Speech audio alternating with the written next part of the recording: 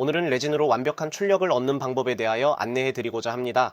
방법은 다양하겠지만 우리 엔지니어가 접근하는 방법은 조금 다릅니다. 바로 엔지니어의 말을 들어보겠습니다. 먼저 지칭하는 용어부터 정리하고 시작하겠습니다. 우리가 빌딩할 때 사용하는 익스포저 타임을 앞으로는 노출값이라고 지칭하겠습니다. 이 노출값은 카메라에서 빛이 들어오는 총량을 지칭할 때 사용하는 용어인데, 이 익스포저 타임이나 노출값이나 그 같은 개념이라서 부르기 편하도록 노출값이라고 지칭하도록 하겠습니다. 참고하시기 바랍니다. 이번 실험의 대상은 이 펜던트입니다. 1캐럿 모이사나이트가 세팅될 티파니 스타일의 솔리테어 펜던트입니다. 가벼운 디자인이라 대충 서포트를 세워서 출력하면 되겠지 하고 생각할 수도 있을 정도로 단순한 디자인입니다. 일반 레진이라면 대충 세워도 문제가 없을 정도로 단순한 형상입니다. 하지만 19번 레진은 다릅니다. 왁스 이상의 주조성을 갖고 있지만 레진 특성이 많이 소프트합니다. 오늘은 이 상황을 극복하고 완벽한 출력물을 얻는 방법을 알아보겠습니다. 이 영상은 지난 5화 영상으로 기본 노출값을 잡기 위해 실험했던 테스트 솔리드 출력물입니다. 여기 0.3mm 봉을 보면 약간 휘어져 있고 이건 안 나오고 약간 휘어져 있는 것들이 보입니다. 여기 봉 부분을 보면 이 부분은 조형이 안 된 것도 보이지요. 이게 2.7초로 조형한 출력물입니다. 그럼에도 이 정도면 가벼운 출력물은 조형될 수 있다고 판단했고, 이 값 이하로 내려가면 가벼운 오브젝트도 조형되지 않을 것이라고 판단했습니다. 이 노출값이 2.7초였습니다. 이 기본 노출값 2.7초는 조형될 수 있는 최소값입니다. 이 최소값 이하로 설정하면 거의 모든 오브젝트에서 조형상 문제가 될 수 있는 한계점이라고 할 수 있습니다. 우리는 지난 12화 불편한 진실편에서 실증을 통해서 OC가 어떤 영향을 미치는지를 입증해 드렸습니다. 간단히 말해서 노출값을 2.7초에서 10초로 높이면 레이어를 굳히는 시간이 그만큼 증대됐기 때문에 각 레이어는 잘 굳겠지만 레이어 위쪽에서 경화되지 말아야 할 레진이 덩달아 굳어지는 양이 많다는 얘기입니다. 즉, 이 부분이 경화용 덧살을 측정하는 부분인데, 지금 여기 이렇게 돼 있는 양이 경화 시간을 늘리면 이렇게 더 많이 덧살이 붙을 거라는, 추가적으로 덧살이 붙을 수 있다는 얘기입니다. 이 말은 노출값을 늘리는 것으로 조형성을 높이는 것은 결코 답이 아니라는 얘기하고도 같습니다. 반면 어떤 레진이 기본값이 1초로 조형되는 레진이 있다고 칩시다. 이 1초로 조형되면 빨리 굳어질 수 있기 때문에 좋다고 판단할 수도 있지요. 1초면 아주 빠른 반응이 일어난다는 의미도 갖고 있잖아요. 그러면 이렇게 빠르게 조형되는 레진들은 어떤 문제가 일어날까요? 아까 좀 전에 말씀드린 이 과경화 덧살이 거의 메워질 정도로 OOC가 극심한 레진들이 이런 특징을 갖고 있습니다. 또한 이렇게 빨리 굳어지는 레진은 FEV 필름에서 이 박리될 때의 힘이 굉장히 많이 작용을 하기 때문에 이걸 10번 출력하고 바꿔줘야 하는 레진들도 있어요. 이런 문제들이 있거든요. 이 말씀을 드리는 것은 주얼리용 레진에는 실제로 이런 레진들도 있어요. 그래서 어떤 프린터는 그 속도를 얘기를 하고 빠름을 얘기하는데, 이 빠름과 속도를 가지고 주얼리에서는 이 빠름과 속도가 결코 중요한 것이 아니라고 말씀드리고 싶은 거예요. 다시 본론으로 돌아가서 19번 레진의 특성상 기본 노출값으로 이 목걸이의 이 긴 브릿지를 조형하는 데는 문제가 있을 것 같아요. 여기에서 여기가 문제가 걸릴 것 같아요. 우리가 좀 전에 0.3mm 봉, 이게 흐물흐물한 게 기억하시죠? 이 봉이 제대로 나오지 않고 흐물흐물했는데, 이 부분을 그 부분하고 견주어서 비교를 해보면 여기가 노출이 됐을 때 FEP 필름이 있고 흐물흐물한 게 이제 이렇게 그 조형이 됐을 거 아니에요. 그러면 이게 딸려 올라갈 것 같아요? 여기에 붙어 있을 것 같아요? 제 생각으로는 붙어 있을 것 같아요. 왜냐면 이게 너무 소프트하기 때문에 이 부분을 조형하는 데 있어서 FEP 필름에 달라붙을 가능성이 높다. 그러면 이 부분이 힘을 받게 해주기 위해서는 노출값을 올리는 게 필요해요. 아니면 이 부분에다가 서포터를 달아서 이 노출값을 보완해 주거나. 근데 이렇게 서포터를 달게 되면 이 부분을 세공에서 떼어내야 될 거 아니에요. 그러면 이 부분도 굉장히 힘들죠. 그러면 노출값을 보완을 해서 출력해보는 게 이런 형태에서는 일단 답이라고 볼 수 있겠죠.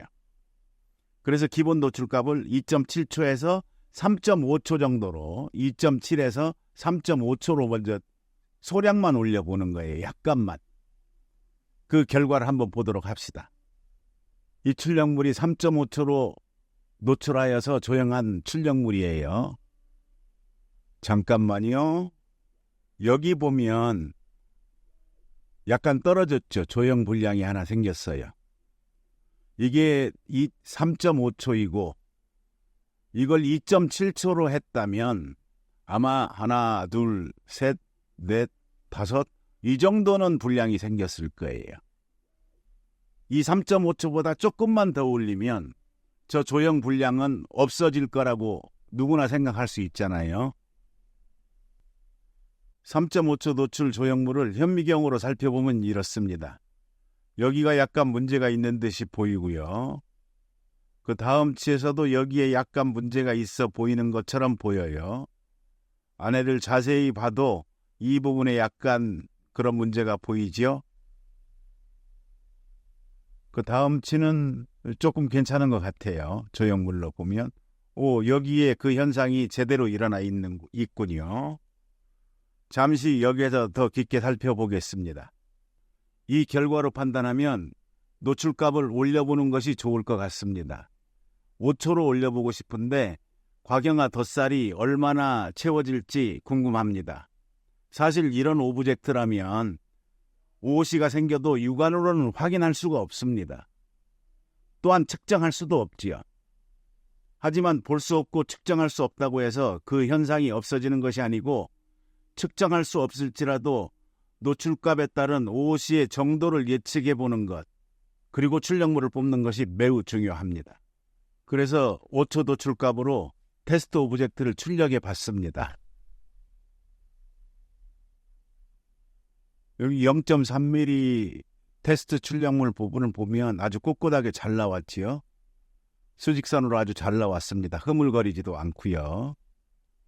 여기 환봉 부분도 끝허리 부분까지 거의 다 잘 나온 것이 확인되었습니다. 우리가 중요하게 확인해야 될 부분은 과경화 덧살 부분이에요. 이제 측면으로 돌려서 한번 볼까요? 이 정도 나왔네요. 잠시만요. 정지 화면으로 과경화 덧살 부분을 비교해 보겠습니다. 이게 5초고 이게 2.7초예요. 이 부분이 이제 과경화 덧살이 나오는 부분이지요.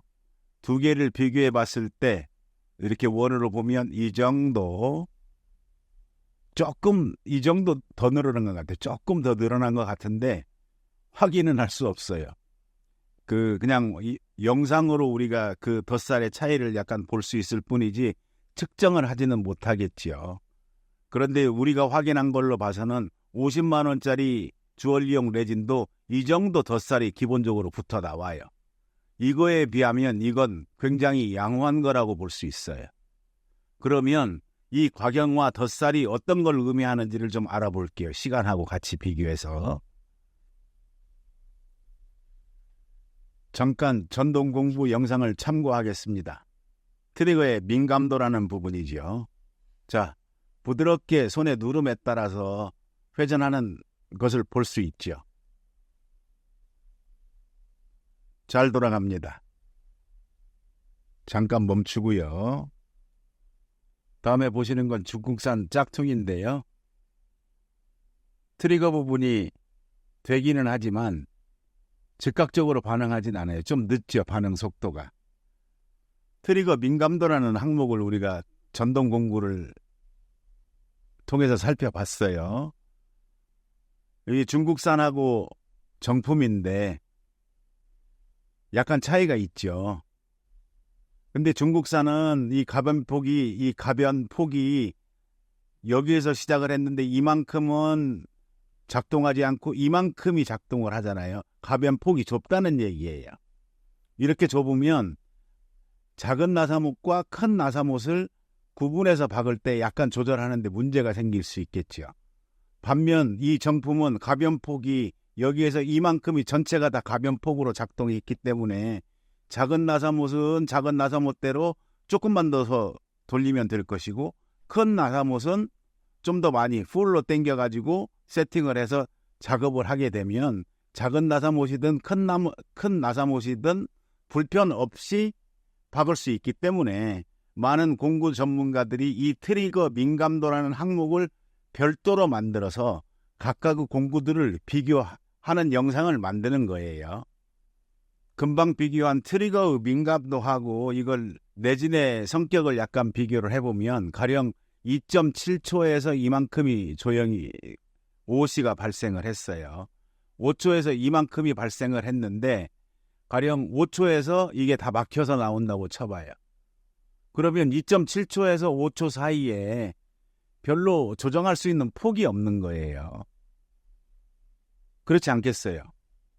그렇다고 하면 이렇게 다 막혀서 나오는 레진이라고 하면 2.8초에서부터 5초 사이가 가변폭이라고 볼 수 있고, 얘는 2.7초에서 5초 사이도 별로 그렇게 늘어나지 않기 때문에 10초에서도 그렇게 크게 변하지 않을 거라는 걸 알 수 있어요. 많이 차이가 나지 않겠죠. 그러면서 이제 조형성을 보완할 수 있는 거기 때문에 이 가변폭이 높다는 얘기는 아까 트리거의 민감도하고 비슷한 거예요. 가변폭이 넓어서 여러 가지 조형물의 특성에 따라서 이 노출값을 자유스럽게 변형할 수 있음으로써 폭넓은 조형성을 보장할 수 있는 내진이라는 점이죠. 이해되시죠? 그럼 5초로 늘려서 조형한 결과를 보겠습니다. 이게 5초로 늘려서 조형한 결과거든요. 전혀 문제 없습니다. 다 잘 나온 것 같아요. 여기서 잠깐이요. 이 조형값을 3.5초에서 5초로 늘리면 어떤 문제가 발생을 할까요? 이 부분을 한번 짚어봐야 되지 않겠어요?